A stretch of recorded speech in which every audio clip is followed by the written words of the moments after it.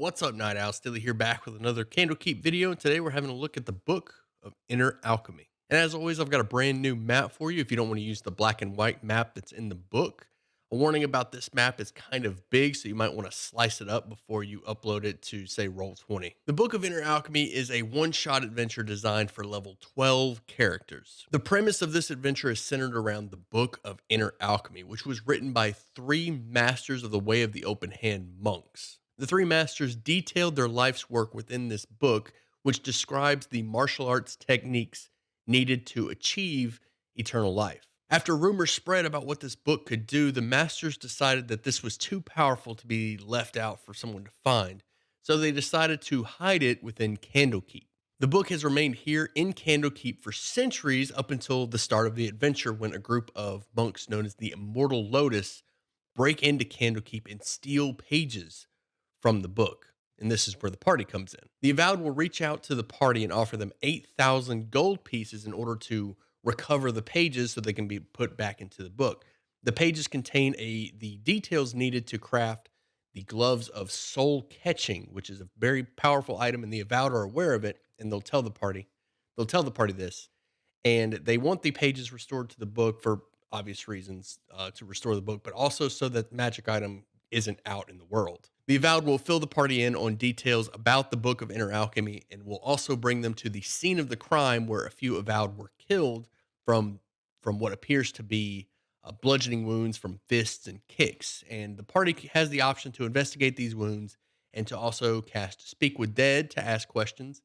And essentially, this section of the adventure is a breadcrumb leading you to the Cloakwood and to the monk's temple. So that's what you want to keep in mind as a DM when at this particular section, you need to breadcrumb them to the Cloakwood and to the temple within it. The monks responsible for the break-in at Candlekeep are known as the Order of the Immortal Lotus, and they've taken up residence within the Cloakwood after clashing with the peacekeepers of Baldur's Gate and some of the criminal organizations there. So they've left Baldur's Gate and have decided to set up within the Cloakwood, and it's here that they ambush travelers between Candlekeep and Baldur's Gate in order to steal from them to further their own knowledge. They like to steal books from people that are on their way to Candlekeep to visit, because as you know, Candlekeep needs book donations in order and just to get inside. The Immortal Lotus monks believe that the world has become corrupt and that the only path for them is the path of the lotus, which is a pure white flower that floats even on the dirtiest waters. At this point, the adventurers just need to head into the Cloakwood and find the temple and deal with the monks.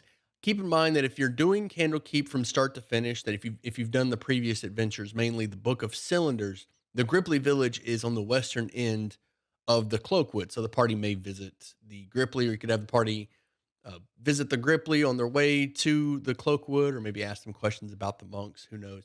I had one group do that because the Gripply village is so close to the Cloakwood. It's right on the western edge. So that's just something to throw in if you want some filler, or if the party spent a lot of time in the Gripply village or they made friends with them, you could add that in there. Now, before we head into the temple, I do want to give you a warning about the monks within it. Every single one of these monks has the same stat block, with the exception of some of the bosses like the Steel Crane, the Jade Tigress, and Bach Mei, the boss himself. There are three bosses within this temple, and then there's a bunch of monks. There are a lot of Immortal Lotus monks, and they all use the exact same stat block. So this can be the combats here can be a bit of a slog because it's a lot of just monks running up and punching. And another thing to keep in mind about their stat block is they're weak. They're weak at a range. All they have as a ranged attack is a dart, which is a thrown weapon at 20 feet. Really can't do much. This adventure is a bit of a cakewalk for a 12th level party. Pretty much every group that I ran through steamrolled it, but it took time because there was just so many monks just running up, punching, and stunning. So what I would do is I would modify their stat blocks, maybe reduce their health if you feel comfortable with that, but definitely add a ranged attack like a key blast from the sun from the Sun Soul Monk in the Sword Coast Adventure Guide. A key blast. I gave them all a key blast with a range of 30 feet. You can go as far as 60 or even 120 if you want to be crazy. If you want to shoot at flyers, these monks are weak to flying players. So you give them a ranged attack, a key blast, like a little Kamehameha blast, And there's also an ability within the Sun Soul Monk, Flaming Arc Strike. Can't remember the exact name of it, but it's basically burning hands, and that could be a really good one if your party has a lot of AC, a lot of hefty um, players, because these monks aren't that strong. They're going to have a hard time getting through. I mean, they just have a couple of punches. They're really kind of boring. So having like a flaming arc kick and a few key blasts can really spice up the encounters here. Otherwise, it's just going to be monk after monk after monk of just punching and stunning, and that's from my experience. This was a very boring. These were very boring combats within this adventure. So if you spice them up with a flaming arc kick or a key blast, and make things a little bit more interesting. Searing Arc Strike, that's the name of the ability. Searing Arc Strike. So I flavored this ability like the Flaming Kick in Avatar, and there's also a Flaming Kick in Street Fighter. You know, those martial arts games where you have like a fire kick. That would be a cool way to flavor this ability up. You give the monks that ability, they'll have burning hand. It effectively functions as a burning hands. And that will put some guaranteed damage on the board in a flaming cone. Because even if they pass the dex save, unless they have evasion, they're guaranteed to take some fire damage. As your party approaches the Immortal Lotus temple, they're going to encounter two monks with a wheelbarrow tossing bodies or feeding bodies to black pudding. And they're actually disposing of evidence of these monks that have died during training. The monks' training is pretty intense. So these two monks have a wheelbarrow and they've got a bunch of bodies in it. And they're dumping the bodies at there's two black puddings within a tree trunk, and they're just tossing the bodies to feeding these black puddings to dispose of the evidence. So the party will encounter this, and they can sneak around them if they like, or engage in combat with these two monks and these two black puddings. It's up to the party. So that will be their first encounter as they enter the Cloakwood. And once this encounter is over, whether they decide to fight or to sneak around, they'll be able to follow the wheelbarrow tracks to the temple itself. So my big issue with this temple is that it's one big open area instead of a bunch of smaller areas like in a typical dungeon. And most of the monks within this compound are outside doing things like in Area 1, which is the Steel Forest, there's a few monks there training. Area 4 is like this courtyard where monks are also training. And both of these areas have the mini bosses, Steel Crane and Jade Tigress. So anywhere that the party moves up and attacks, they will probably alert the other groups. There's also a group of monks gardening outside the barracks. And pretty much anywhere the party goes, they're going to alert all the other monks. So that's something to keep in mind when you're running this. Do you want the party, if the party engages any of these groups, do you want them to fight all of the monks? If they don't, the fights may be too easy, but you'll at least have breaks between them. And if you decide to have every single monk in the compound alerted when when the party member attacks, and again, this is going to be a case by case basis, depending on how they attack. Obviously, if a fireball goes off in the middle of the compound, a bunch of monks are going to be alerted. But how they're alerted is going to be up to you, and where the monks are positioned within the compound is going to be up to you. From my experience, I didn't really care for either one. The first group that I ran, I had the other monks not notice when they moved up, and the fights were kind of easy. They were okay. It was just like a simple fight, move on to the next group, simple fight.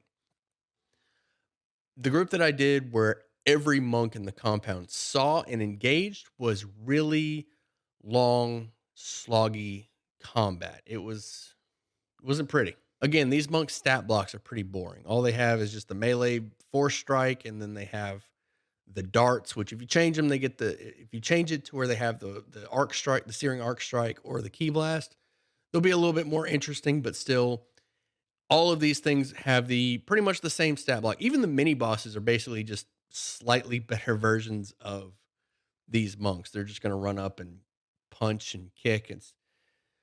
It's not a very interesting encounter, fighting a bunch of monks. And the more of them that you put in there, the longer the fight's going to go on, and it runs the risk of being boring. So keep that in mind. Maybe flavor some of these monks, maybe flavor them up, give them interesting martial arts techniques. I had a couple of them using different styles and sort of explain the fights away. I had some of them using katanas and wearing rice hats, just kind of make the fight a little bit more interesting. But you may want to get like a different stat block altogether. Maybe even put some spellcasters in here.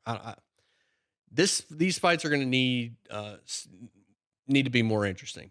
By the book, super boring. Also, super weak. Area 2 is the living quarters, and this is where all of the monks and the Steel Crane and Jade Tigress sleep. Bak Mei sleeps in his temple, in the Lotus Temple. If your party decides to approach the compound, they may decide to wait until night for the monks to go to sleep and then attack. And that would make this adventure, they could end this adventure very quickly by attacking the monks because they're all in one centralized location at night when they go to sleep. So a fireball going off in the bedroom of the monks would just clear this place out very quickly. If you don't want to deal with that, you could have some ninjas hiding on the rooftops, keeping guard of the place during the night. Area 3 is the Hall of Knowledge, and this is where the party is going to encounter Karbek, a dwarf cleric of Moradin. Now, the book doesn't say this specifically, but I believe this cleric is here as a sacrifice for creating the gloves of soul catching. Later on, when the party finds the pages, they're going to learn that they need three sacrifices: somebody with a pure heart, somebody with strength, and somebody with intelligence. I believe that this dwarf is here as their pure heart sacrifice. Again, I don't think it says that specifically in the book. It might, and I just forgot. But I believe that's what this dwarf is here for. So you can hint towards that.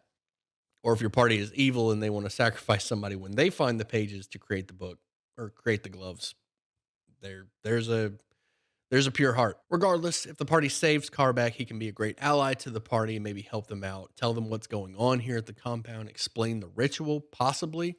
More importantly, if a party member drops, maybe he could get them up with a healing word because he is a cleric. His stat block isn't great, but again, you can adjust that if need be. And finally, we have the temple itself, which has Bak Mei inside.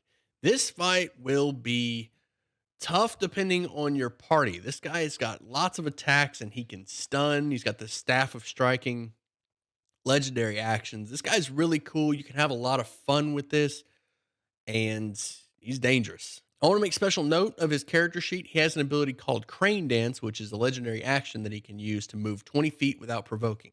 He also has Nimble Escape, which allows him to disengage as a bonus action. His bonus action isn't going to go to anything else, so he's pretty much never going to provoke attack of opportunities.